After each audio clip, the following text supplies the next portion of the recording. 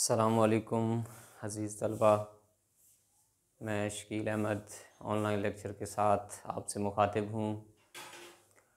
अज़ीज़ तलबा, आज हम बहुत ही अहम चैप्टर जो कि साल दवम के 9वां चैप्टर है, मौलाना ज़फ़र अली ख़ान पे पहुँचे हैं। बहुत अहमियत का हामिल है कि किस तरह हमारे बड़ों ने हसूल पाकिस्तान के लिए मेहनत की, कोशिशें की। हस्ब मामूल आज पहले हम मुसन्निफ़ का तारुफ़ थोड़ा और शख्सियत के हवाले से देखेंगे, फिर आगे हम इक़्तिबासात की रोशनी में सबक का मुताला करेंगे। शख्सी खाका है। अज़ीज़ तलबा, जब भी किसी कौम पे बुरा वक्त आता है तो अल्लाह की ज़ात की तरफ से उस मुल्क पे, उस कौम पे ऐसी शख्सियात या कोई ऐसी शख्सियत उनके दरमियान मुतारफ़ करवाई जाती है, उनके दरमियान भेजी जाती है जो उन्हें मुश्किल वक्त से निकाल सके। गूनागूं औसाफ के मालिक थे। ज़मींदार अखबार चलाया ज़मींदार के उन्वान से, और एक अच्छे सियासतदान, अच्छे मुदर्रिस और एक अच्छे इंसान थे। चिराग हसन हसरत मुसन्निफ़ हैं। इनका हाल ही में बरसी थी इनकी 3-4 दिन पहले। साहिब तर्ज इंशा परदाज हैं, मज़मून निगार हैं, बड़े अच्छे मुमताज़ कालम निगार और सहाफ़ी हैं। चिराग हसन हसरत के हवाले से हम देख रहे हैं, वालिद की तब्दीली मज़हब के बाद विरासत से महरूम कर दिए गए ने। क्लर्क और मुदर्रिस की ज़िंदगी से आगाज़ किया। उर्दू और फ़ारसी के उस्ताद प्लस शायर थे। मुतवाज़न और गैर जानिबदार खाकों से शोहरत हासिल की। कभी किसी की जो है वो बेजा तरफदारी नहीं की, बल्कि जो हकीकत होती थी, जो सच्चाई पे मबनी बात होती थी, वही किया करते थे। गुनागूं सफ़ात औसाफ खूबियों के हामिल थे। मुख्तलिफ़ औसाफ इनमें पाए जाते हैं। आगे हम देखें अगर खाका निगारी, तो खाका किसी शख्स के हालात ज़िंदगी का बयान जो शख्सी खूबियों और शख्सी खामियों पर मबनी हो। उसमें ये है कि सच्चाई पर मुश्तमिल, गैर जानिबदार हो, सच्चाई पे हो। ऐसी झूठी बात ना की जाए, अपनी तरफ से बात ना कर दी जाए, तरफदारी ऐसे न की जाए खामखा की। ज़ाती औसाफ पर मुश्तमिल शख्सी खाका सियासी कारनामों की बजाय ज़ाती आदात को अब बयान जो है वो ज़्यादा है, क्योंकि एक सियासी शख्सियत थे मौलाना ज़फ़र अली ख़ान। तो चिराग हसन हसरत ने बजाय इसके कि उनकी सियासी समाजी ज़िंदगी के हवाले से लिखा जाए, बल्कि ऐसा किया सिर्फ़ उनकी ज़ाती शख्सियत के हवाले से औसाफ गिनवाए कि वो अपनी ज़ात तक कैसे थे। मुतनव्वो औसाफ के हामिल रहनुमा मुख्तलिफ़ औसाफ पाए जाते थे इनमें, वो आगे हम पढ़ेंगे। नामवर सहाफ़ी और सियासतदान थे, बड़े अच्छे सहाफ़ी। मैंने बताया ज़मींदार अखबार लाहौर से निकालते थे, और सियासतदान बहुत अच्छे थे। मुल्क कौम के हमदर्द और अजीम लीडर थे। मरदम दीदा से ये अखज़ किया गया है, माखज़ है, ये सबक पूछा जा सकता है MCQs में। आगे हम इक़्तिबासात के हवाले से पढ़ेंगे। मौलाना ज़फ़र अली ख़ान की कलकत्ता नई दुनिया आमद। सबक के शुरू में, आगाज़ में यही बताया जाता है कि जब वो नई दुनिया, एक अदबी पॉइंट है, एक हला है, उस वहाँ पे जब उनकी आमद होती है, उसका ज़िक्र वो करते हैं। और चूना गली का नक्शा, वो जिस गली में है, जिस मकाम पे है, जिस जहाँ पे है, उसका नक्शा वो बताते हैं। असर जदीद प्रेस, हकीम मुस्तफ़ा ख़ान का मतलब यानी नई दुनिया, जो उनका वो एक प्लेटफार्म था। और मुसन्निफ़ के अखबारी कालम, ये ग़ुलाम मुस्तफ़ा से जब मुलाकात वहाँ पे होती है, और उनकी जो है वो नई दुनिया, जो मैंने ऊपर ज़िक्र किया, ये उन्हीं का एक जो है वो इदारा टाइप है, एक प्लेटफार्म है, वहाँ पे इकट्ठे होते हैं। मौलाना के ज़ाहिरी हुलिये पर मुसन्निफ़ की हैरानी। अब मौलाना भी लगा हुआ है साथ, तो हमारा ज़हन यही तस्लीम करता है कि मौलाना होगा, बड़ा भारी भरकम होगा, बड़ी तोन निकली होगी, पेट निकला होगा, हाँ, और साफा सर पे रखा होगा, तो बड़ी हैरानी होती है उन्हें। और ये गैर रवायती मौलाना निकलते हैं, गैर रवायती हुलिया इनका निकलता है। कैसे भला? तोन भी नहीं है और अमामा के बगैर भी हैं, पेट भी नहीं बड़ा हुआ और सर पे साफ़ा भी नहीं बांधा हुआ। तो ये एक अजीब सी सूरत हाल है। मौलाना भी साथ लिखवाया हुआ है और साथ में ये औसाफ भी, ये खूबियाँ भी नहीं हैं उनमें।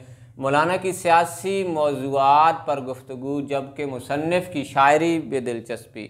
मुसन्निफ़ चिराग हसन असरद कहता है कि मेरी दिलचस्पी ये थी कि शायरी पे बात हो, लेकिन मौलाना जो थे वो सियासी मौज़ूआत पे लगे हुए थे, उन्हीं पे बात कर रहे थे। सियासत में अदम दिलचस्पी किसकी? मुसन्निफ़ की।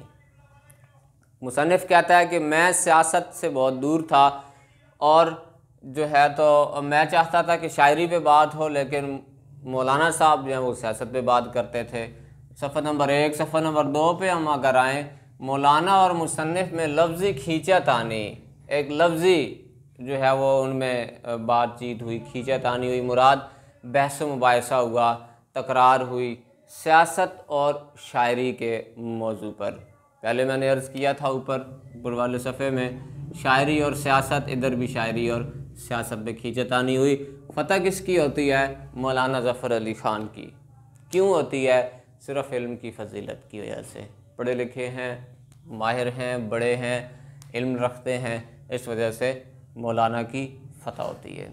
आगे मुसन्निफ़ की लाहौर आमद और क़याम।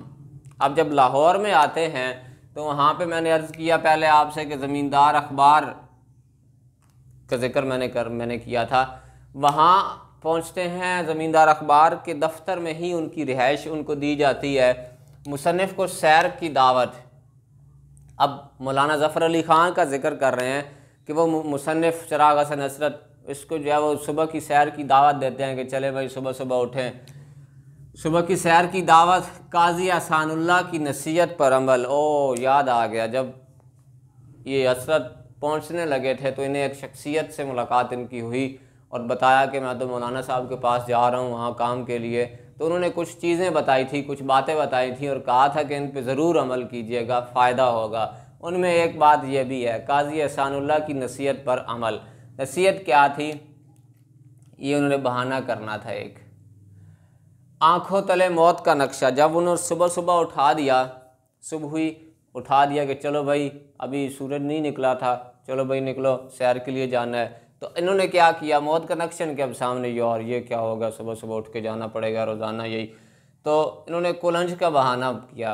बड़ी आंत का दर्द होता है, मुराद अपेंडिक्स, एक बीमारी है, तो उसका बहाना किया जो कि तदबीर कारगर रही, उससे इनको फ़ायदा हुआ, कामयाबी हुई। और अब उन्हें तोंद से महरूमी का भी एहसास हुआ कि जनाब मौलाना साहब पेट इनका क्यों नहीं बड़ा हुआ। अब इन्हें वो बात समझ आई कि भाई उनका पेट क्यों नहीं बड़ा हुआ। तो अब आप भी समझ गए होंगे कि सुबह सुबह निकलना। अब सुबह सुबह उनके मशागिल ज़रा मौलाना के देखें, मैंने मशागिल का जिक्र किया है, मौलाना के मशागिल और मसरूफियात का जिक्र। दौड़ते थे, डंटर पेलते थे, मगदर हिलाते थे, मुराद वो एक डंडा से मतैर सी होती है ऐसे जैसे पहलवान करते हैं, वो करते थे, नेज़ाबाजी करते थे, शहसवारी करते थे, तैराकी थी,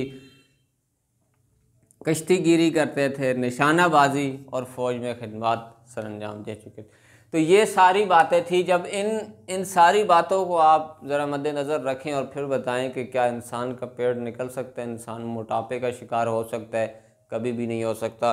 तो यहाँ पे मुसन्निफ़ पे वो सारे औसाफ, वो सारी उनकी खूबियाँ, उनके वस्फ़ जो है वाज़े होते हैं कि हाँ वाकई वो ठीक हैं। सफ़ा नंबर 3 पे पहुँचे तो मौलाना की शायरी पर तनकीदी बहस की गई है। मौलाना की शायरी पर तनकीदी बहस। हकीकी शायर शायरी ना होने का तासुर दिया और आम लोगों की लाइल्मी का जिक्र किया कि बेचारे लाइल्म हैं, इल्म इतना रखते नहीं हैं, शायरी करने बैठ जाते हैं। मुसन्निफ़ का गुफ्तगू का पहलू बदलना और शेर खानी की तरफ आना। जब मुसन्निफ़ ने यही बात शुरू की शायरी पे तो मौलाना भी इसी बात पे आ गए और कहा कि लोग बड़े लाइल्म हैं, लोगों को पता ही नहीं है हकीकी शायरी क्या होती है।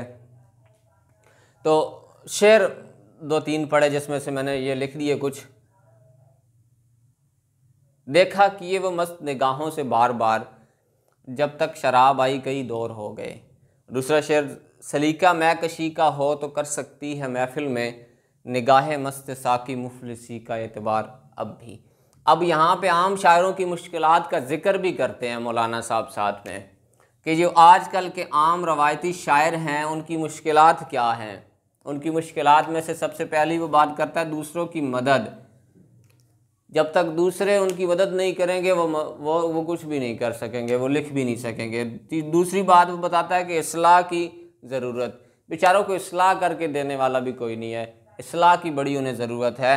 इस चीज़ का जिक्र करते हैं। दोनों पर बरहमी का इज़हार करते हैं। मौलाना की मौजूदगी में दफ्तर में चहल पहल और दूसरों के अशार का सुनाना।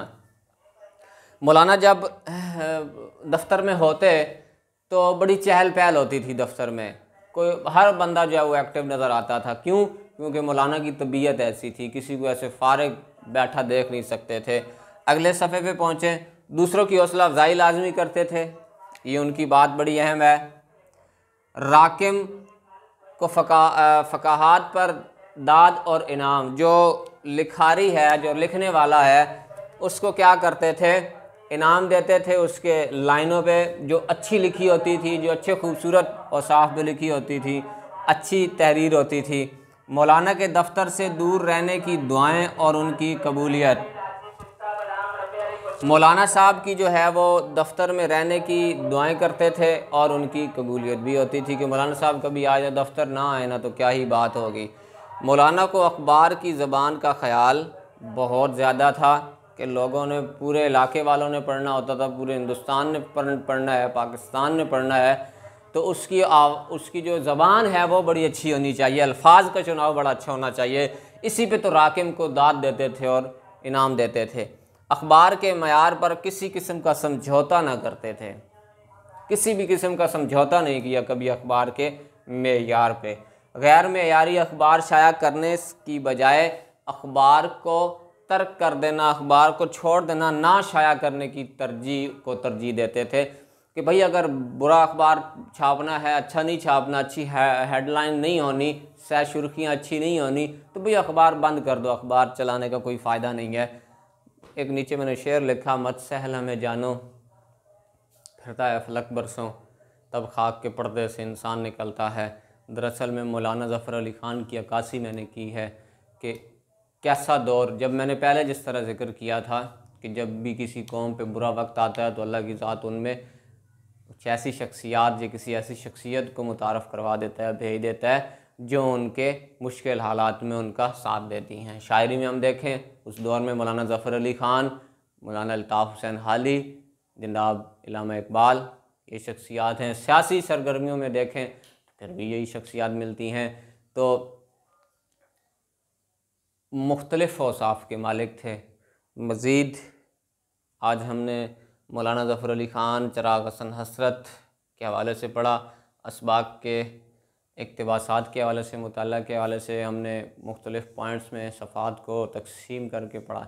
मज़ीद अगले चैप्टर के साथ, अगले लेक्चर के साथ दोबारा हाज़िर होंगे। तब तक के लिए अपना ख्याल रखें। अल्लाह हाफ़िज़।